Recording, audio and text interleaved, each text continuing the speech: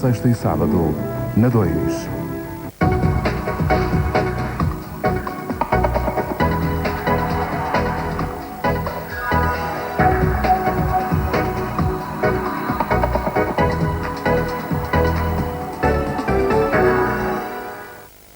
Bem-vindo ao programa Entre Nós. A nossa convidada de hoje nasceu no Porto. Doutorada em História pela Faculdade de Letras da Universidade desta cidade, especializou-se em História Medieval. Há um tempo atrás surgiu o convite para que fizesse a biografia do rei Dom Pedro I para a coleção Reis de Portugal do Círculo de Leitores. No ano em que se comemoram os 650 anos da morte de Inês de Castro, vamos tentar conhecer um pouco melhor o homem e o monarca que deu origem ao maior mito da história portuguesa, o amor para além da morte. Professora Cristina Pimenta, muito obrigada por ter aceito o convite. Foi com vontade também que acedeu a este convite do Círculo de Leitores para esta biografia em particular. Sei que é amante da época medieval, portanto foi com gosto, naturalmente, que aceitou. Foi, mas em primeiro lugar deixe-me agradecer também o convite para estar aqui.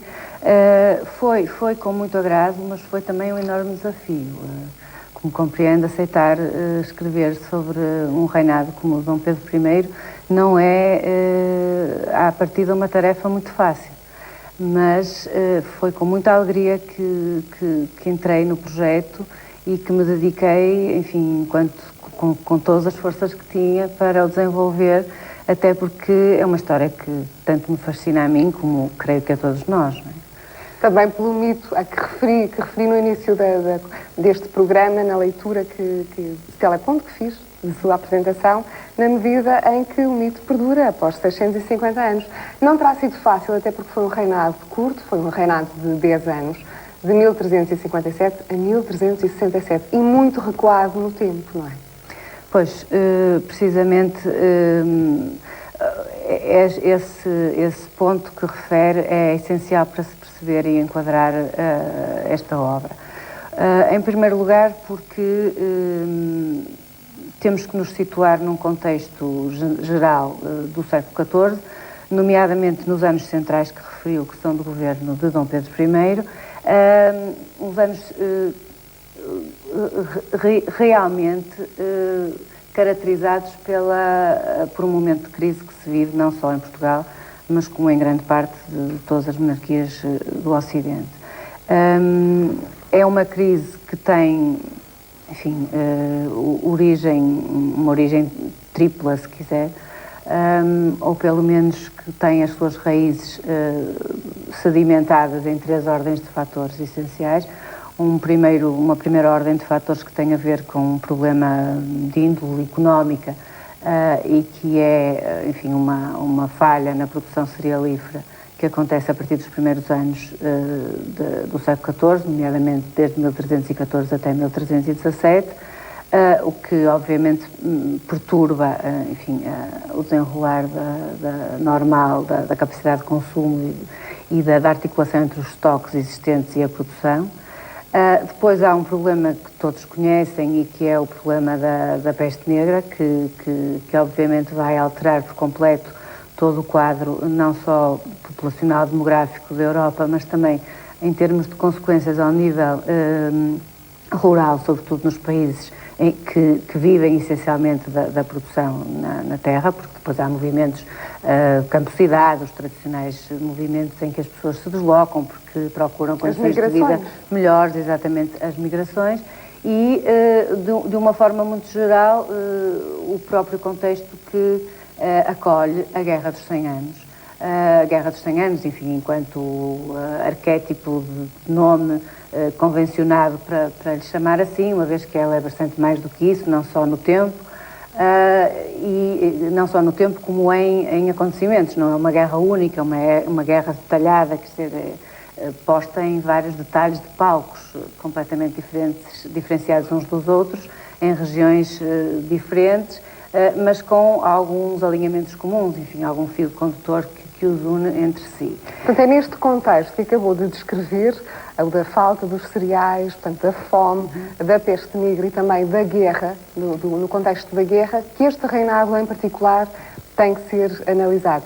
Portanto, é um século, o século XIV, segundo diz também no seu livro, é um século enigmático, mas também é muito dúbio, porque, ao mesmo tempo, com todas estas condicionantes, também é um século de mudança, não é? De abertura. Precisamente.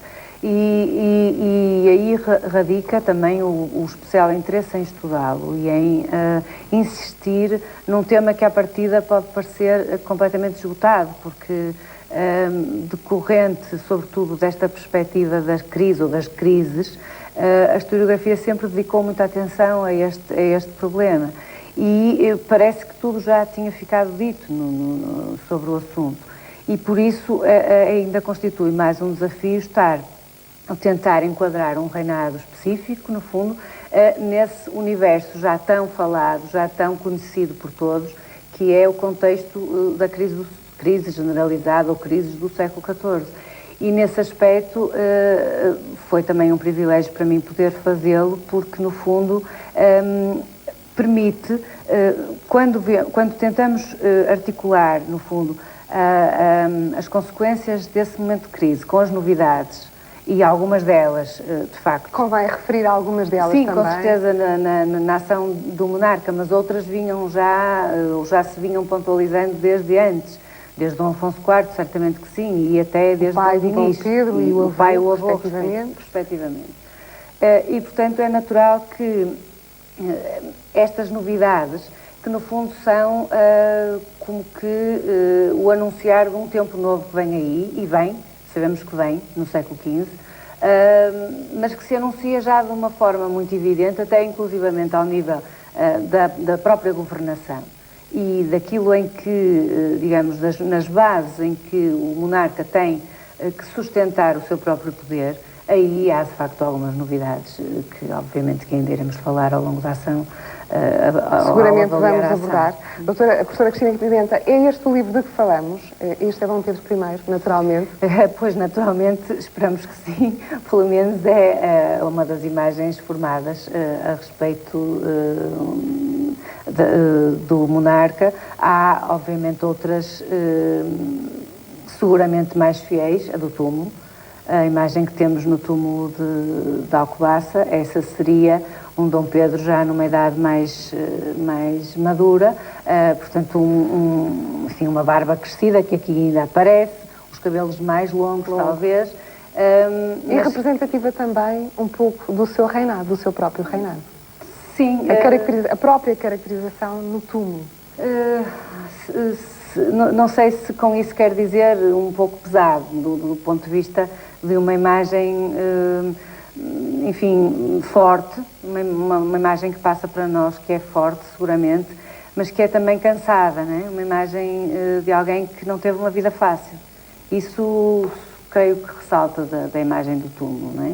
Mais no caso de Dom Pedro até do que no caso de Inês de Castro, que está representada com todo o esplendor de beleza, não é? Até pela juventude que tinha. E delicadeza também. E delicadeza. Gestos e tudo. Contextualizou, portanto, a chegada de Dom Pedro I ao governo, não é? Ao poder, mas ao governo dos portugueses, à época, mas convém também referir como é que era Portugal nessa altura, quais eram as reais dificuldades, o que é que ele teve que fazer para também podermos avaliar se o seu reinado foi positivo, se de algum modo contribuiu ou não. E invariavelmente temos que falar também das relações de Portugal com Castela, que se prendem nesta altura também, não é? Certamente que sim, e com toda a pertinência. Relativamente às condições internas, pois os reflexos, repare, a crise ou as crises, por muito generalizadas que fossem, afetaram obviamente regiões, umas mais, outras menos. Nós, quando eu há pouco dizia que o problema dos cereais se põe mais ou se coloca mais numa sociedade que depende essencialmente de uma produção agrícola, era efetivamente o que se passava aqui, né? Portanto, Portugal tem um perfil agrícola, que ainda hoje mantém muito, obviamente, acompanhado, felizmente, por muitos outros de outra índole, mas o que acaba por, enfim, transformar o reino num reino problema, no que diz respeito à falta de mão de obra, a uma incapacidade de acompanhar, por exemplo, os preços altos com a subida dos salários, coisa que não foi possível fazer, mas isto não é uma realidade só expressamente portuguesa, é uma realidade que afeta outros reinos da altura. Como disse, o Ocidente, não é? O Ocidente, e com particularidades regionais, locais, enfim, mas podemos de alguma forma generalizar. Mas aqui seguramente que se passa, ou que é esta a situação que Dom Pedro e já Dom Afonso IV teve pela frente, não é? E que enfrentar. Depois há o despovoamento, no reinado de Dom Pedro I já com manifestações óbvias, uma vez que, enfim, a partir do finais da década de 40 já se fazem sentir os efeitos da peste negra e, portanto, 57 estamos plenamente já a usufruir, neste caso, no nosso sentido, exatamente, com um mau começo em termos de população, portanto, um decréscimo e, sobretudo, umas possibilidades de uma recuperação que vai existir, mas que vai ser muito lenta. E esta lentidão, no fundo, prejudica muito o avançar das estruturas que apoiam qualquer governo, não é? E foi uma realidade que o preocupou, porque há testemunhos que dizem que ele percorreu o país de les a les para se certificar desta dura realidade. A itinerância do monarca, normalmente assim conhecido, inclusivamente podem ser consultados os itinerários de Dom Pedro, onde se vê que isto foi realmente verdade. Mas tem tido várias interpretações, este desejo de Dom Pedro de conhecer todo o país, todo o reino, tem sido interpretado como um sinal também do seu retrato psicológico, mais de instabilidade, de tentar qualquer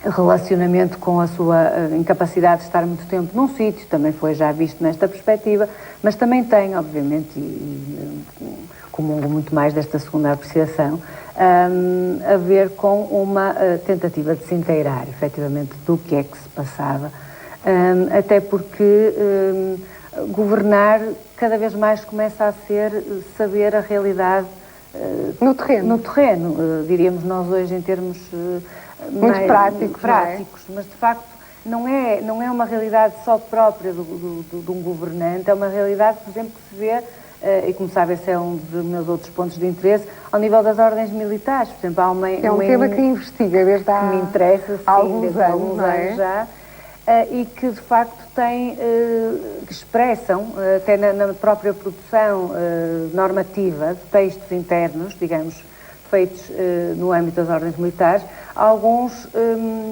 diríamos nós hoje, pontos da situação, sobre o que é que as milícias tinham ou não tinham, ou como tinham, em que estado tinham, porque de facto a degradação é real e é preciso saber o que existe para saber como legislar, e isto é tanto válido para um universo menor como o das ordens, e podia estar-lhe a referir a um mosteiro, ou enfim, seria a mesma coisa, ou para uma realidade muito superior como é o governo de um reino, não é? Em termos de obra feita, Dom Pedro deixou obra nestes 10 anos. Eu tenho aqui inúmeras referências do seu livro, no sentido do que é que ele fez. Portanto, relativamente ao despovoamento já falámos. Em termos de chancelaria, há um livro. Há um livro de chancelaria. Isso para entrarmos um pouco também naquilo que se conhece em termos de fontes sobre o reinado. De facto, nós, felizmente ou infelizmente, depende da perspectiva, mas na minha perspectiva, infelizmente, só pude contar com um livro de chancelaria e uma chamada à corte, uma convocatória de cortes. Em 1361, as cortes em Elvas. Não é? E que felizmente estão publicadas e que por isso facilitaram e muito o meu estudo e a minha investigação, porque não foi preciso estar no arquivo, como sabe, isso tem um tempo, enfim, muito mais demorado de pesquisa. Neste momento podemos contar em edições de muitíssimo fácil acesso com a publicação da chancelaria e com a publicação das cortes. Tendo em conta ambos os documentos, vamos considerá-los assim, como um todo, eles dão-nos, apesar da parcimónia da documentação, que de facto existe, é uma realidade, não podemos fugir dela, não temos mais do que o que se conhece, pelo menos por agora, De qualquer maneira, permite-nos fazer já uma radiografia, digamos, um retrato muito fiel daquilo que foram as preocupações, no fundo, do que é que foi o cotidiano do monarca em termos do governar, não é? O que é que se fez no dia-a-dia, isso mais pela chancelaria vê-se, nas cortes, obviamente, saber do que é que os povos se queixavam. E, a partir daí, também tirar um diagnóstico do que é que se passava no reino. Portanto, em conjugação com estes dois elementos, é que me foi possível traçar, então, um retrato, no fundo, o mais fiel que eu pude relativamente ao que as fontes me davam, do que se passava em Portugal nessa altura e de qual a ação do monarca. Não só ao nível do despovoamento, mas ao nível, por exemplo, de continuar a insistir, como já tinha tido em mente o seu pai, na fixação das pessoas nos empregos, ou seja, nos trabalhos, fixar, saber quem é que trabalha em quê, quantas pessoas. Há uma espécie de uma obsessão, passo o termo, relativamente aos cadastros, repare, porque não se sabe o que se perdeu, o que desapareceu, o que não há, não é? Então é preciso contar, é preciso conhecer, é preciso revelar o que é que existe. Depois há uma preocupação legislativa enorme, que já, obviamente, que Dom Pedro I herdou do pai, e que tem a ver com os próprios mecanismos do poder e aqueles mecanismos em que o poder assenta para se fazer expressar de uma forma mais centralizada, ou que se deseja ser cada vez mais centralizado.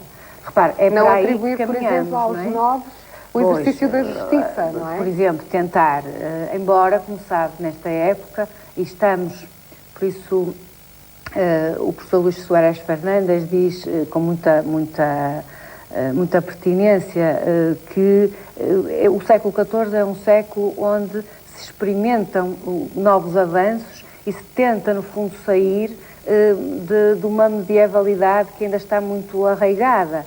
E, portanto, nesta mudança, neste crescimento, e é isso exatamente que nos dá um reinado como este tão central, neste crescimento há, obviamente, aqui situações muito dolorosas. O crescer é doloroso, não é? E aqui o crescer de um reino, ou o crescer do poder real, se quiser, é doloroso no sentido de que se tem que abandonar as fórmulas mais arcaizantes, mais antigas, e tentar adotar fórmulas mais modernas. E este moderno, se eu estivesse a escrever, teria forçosamente que ser em itálico, ou entre aspas. Portanto, neste crescimento é que nós encontramos, nestas alterações, é que nós encontramos alguns mecanismos de que o próprio poder se serve para poder evoluir no seu próprio favorecimento. Quer dizer, não é por acaso que o monarca de 300 é um monarca muito mais...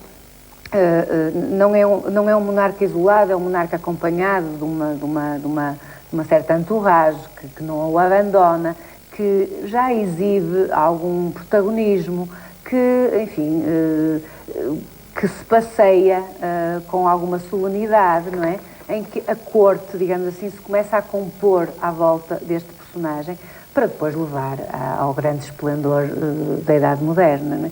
Portanto, é um pouco a legislação entra aqui exatamente ao serviço deste desejo de fortalecimento do poder, e as limitações aos senhores acabam por entroncar precisamente aqui... Nisto que acabou de dizer, não é? Neste processo, que não é muito fácil deixar de os favorecer, porque, repare, o monarca precisa também de toda esta conjuntura. De uma conjuntura nobre e de uma elite que o acompanha e que lhe garante determinados serviços que só a nobreza poderia prestar. Por outro lado, não interessa de modo nenhum aumentar a sua capacidade no terreno, não é? Nem a sua capacidade económica, nem muito menos a sua capacidade jurisdicional. E é a esse respeito que se fala em limitação das honras, da atribuição de honras. Por outro lado, isto só para ver a dicotomia que aqui existe, continua a existir situações em que são conferidos ou que são outorgados territórios a nobres em mero e misto império, ou seja, com uma jurisdição total.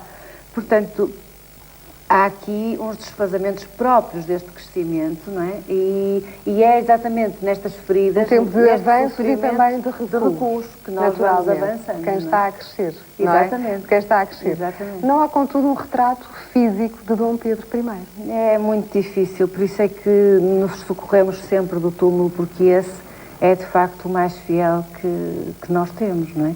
Porque de facto esse é construído na altura e é construído por quem o conhece, enfim, e com a supervisão do próprio, portanto teria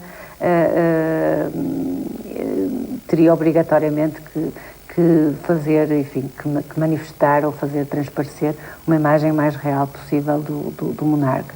Agora, imaginamos-lo com certeza todos como se apresenta nesta capa, porque é a imagem que mais marcou. É uma imagem, é uma imagem simpática, eu diria, apesar de tudo. Às vezes, ou seguramente mais simpática que Dom Fernando, por exemplo, nem sempre mais simpática que Dom João I. Isso falando dá da difícil descendência. competir. Não, porque só em termos de retratos, às vezes, também há uma intencionalidade quando se descreve. Eu não estou, obviamente, a referir-me a estes retratos, mas aos retratos descritos pela crónica, mais numa perspectiva escrita. E há uma ausência relativamente a estas questões na crónica, Precisamente. que reporta a Dom Pedro I. Precisamente. Sabemos dele que era gado, sabemos dele que era um grande caçador, sabemos que era louco de amor por Inês de Castro. Seguramente. Falando um pouco de Inês de Castro, as razões políticas de Estado seriam suficientes para o desfecho na sua vida? Bom, aí essa sua questão permite-me entrar um pouco na conjuntura da política externa que também tínhamos mesmo que falar, e sem a qual não se compreende nem este episódio, nem nomeadamente este reinado. Repare, em primeiro lugar, a execução, digamos, de Inês de Castro tem lugar em 1355, o que nos aponta imediatamente para o reinado de Dom Afonso IV e não para o reinado de Dom Pedro I. O que quer dizer que esse episódio, a mim, me interessou do ponto de vista da influência que ele tem depois no reinado, enfim, e na caracterização que a historiografia fez, não só do homem, mas do seu reinado em função desse acontecimento que no fundo atua ou como um fator de elogio ou de crítica para com este monarca. Portanto, isto um primeiro esclarecimento. E depois, chamando agora um pouco à colação, no fundo, o caso, as razões de Estado de que me falava, é uma conjuntura relativamente conhecida, enfim, de quem se dedica a estes temas, mas é necessário perceber que a década de 50, por exemplo, ao nível do Reino de Castela, é uma década muito complicada porque morreu Afonso XI e sobe ao trono o seu filho Pedro I de Castela. O que significa que há logo uma nova arrumação relativamente aos setores nobres que apoiavam o monarca anterior e que apostam agora na sucessão no seu filho, apostam ou não apostam, ou que tentam julgar com esta mudança de poder a seu favor. E é precisamente neste contexto, deste início dos anos 50, que depois de Dona Constança já ter falecido, que era a mulher de Dom Pedro,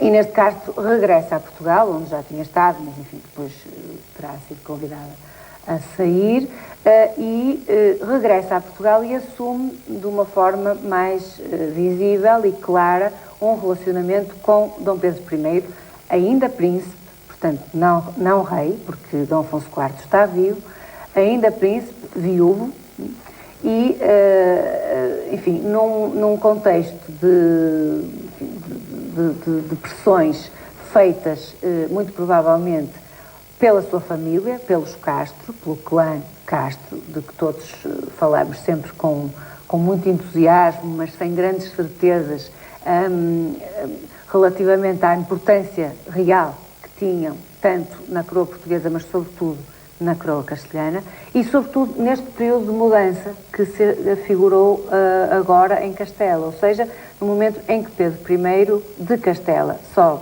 ao poder. Ele é sobrinho do nosso rei Dom Pedro, porque é filho de Dona Maria, da Formosíssima Maria, e aí vai ter que haver um relacionamento das duas uma, ou se não soubéssemos o que aconteceu, podíamos pôr as coisas neste plano. Qual o tipo de relacionamento entre tio e sobrinho? em que é que isso vai interferir nas manobras de uma nobreza que tenta, no fundo, terminar com uma tutela anterior, que foi a tutela de Afonso XI, e que, no fundo, deu um enorme descontentamento para inúmeras famílias. Professora Cristina Pimenta, são inúmeras questões que levanta e que, obviamente, têm que passar o esclarecimento destas dúvidas, destas questões, pela leitura desta biografia de Dom Pedro I. Não temos tempo para continuar a conversa, infelizmente. Gostaria ainda de dizer que dedica o livro àqueles que acreditam que, por um instante, vale a pena ser Pedro e Inês. E termina o livro dizendo que Dom Pedro é conhecido pelo louco amante de Inês, e quem é que não gostaria de Portal ser lembrado? Ainda tenho que dizer que este livro está complementado e muito bem, em anexo, com genealogias e cronologias comparadas. Foi, de facto, um grande trabalho, um grande esforço, que eu espero que contribua para um melhor conhecimento deste curto reinado e das suas razões. Muito obrigada por ter aceito o convite, foi um prazer. Muito obrigada. Chega ao fim o programa de hoje. Se nos quiserem enviar mensagens, pode fazê-lo através do e-mail, que, como sabem, é o entrenós@univ-ab.pt. A equipa despede-se, marca encontros consigo no próximo programa. Até lá.